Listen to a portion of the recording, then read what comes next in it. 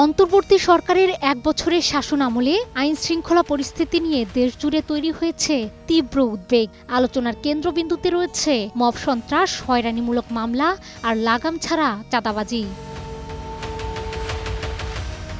সরকারি তথ্য অনুযায়ী গত এক বছরে দেশে মামলা হয়েছে 1,76,788টি।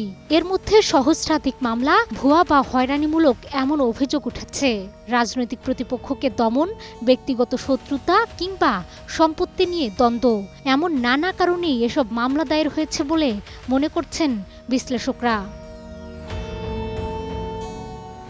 আইন উপদেষ্টা অধ্যাপক আসিফ নজরুল এক সংবাদ সম্মেলনে মিথ্যা মামলাকে সরকারের সবচেয়ে দুর্ভাগ্যজনক অধ্যায় হিসেবে উল্লেখ করেছেন। তিনি জানান, হয়রানি বন্ধে ফৌজদারি কার্যবিধি সংশোধনের মাধ্যমে প্রতিবেদনের ভিত্তিতে নিরপরাধীদের মামলা থেকে অব্যাহতির সুযোগ রাখা হয়েছে। দেশজুড়ে ছড়িয়ে পড়া মব সন্ত্রাস ভয়াবহ রূপ নিয়েছে। শুধু গণপিটুনিই নয়, চাঁদাবাজি, দখলদারি, এমনকি প্রতিপক্ষকে ঘায়েল করার হাতিয়ার হিসেবেও ব্যবহৃত হচ্ছে মব কালচার। পরিকল্পিতভাবে জনতাকে উস্কে দিয়ে হত্যা করা হচ্ছে, অথচ দায় চাপানো হচ্ছে অজ্ঞাত জনতার ঘাড়ে। কুমিল্লার মুরাদনগরে চুরির অভিযোগে মা, ছেলে ও মেয়েকে পিটিয়ে হত্যার মতো নৃশংস ঘটনাও ঘটেছে। ঢাকা, গাজীপুর ও সিরাজগঞ্জে গত 6 দিনে মব সন্ত্রাসে প্রাণ গেছে 6 জনের।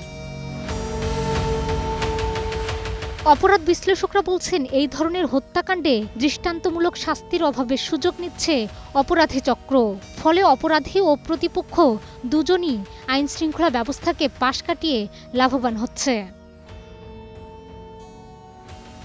রাজধানী সহ সারা দেশে ব্যবসায়ী, সাধারণ মানুষ, এমনকি শিক্ষক ও দৃষ্টি প্রতিবন্ধীরাও জিম্মি চাঁদাবাজদের কাছে। চাঁদা না দিলে দোকান দখল, প্রাণনাশের হুমকি, এমনকি খুন পর্যন্ত হচ্ছে। রাজধানীর গুলশান, মিরপুর, পুরান ঢাকা, বাড্ডা, সাভার, গাজীপুর, ময়মনসিংহ, চট্টগ্রাম সহ অধিকাংশ অঞ্চলে চলছে এই মব সন্ত্রাস।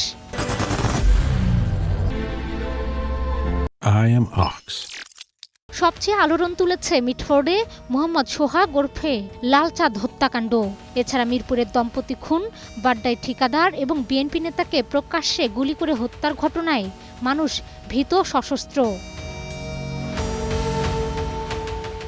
জুলাইয়ের গণ অভ্যুত্থানের পর থেকে রাজপথে আন্দোলন যেন থামছেই না। প্রতিদিনই কোনো না কোনো দাবিতে সড়ক অবরোধ, অবস্থান কর্মসূচি কিংবা মিছিল চলছে। চাকরি স্থায়ীকরণ, সরকারিকরণ, বদলি, নিয়োগ সহ নানা ইস্যুতে MLSS থেকে শুরু করে cadre service, Ansar, police, BDR, auto rickshaw চালক, শিক্ষার্থী, পেশাজীবী সবারই অংশগ্রহণে আন্দোলন তীব্র হচ্ছে।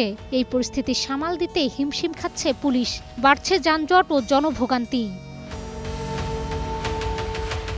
চাঁদাবাজির বিরুদ্ধে শিক্ষক, প্রতিবন্ধী, মাছ চাষি, ক্লিনিক মালিক, ব্যবসায়ী সহ বিভিন্ন শ্রেণী পেশার মানুষ দেশ জুড়ে মানববন্ধন ও প্রতিবাদ কর্মসূচি পালন করছে।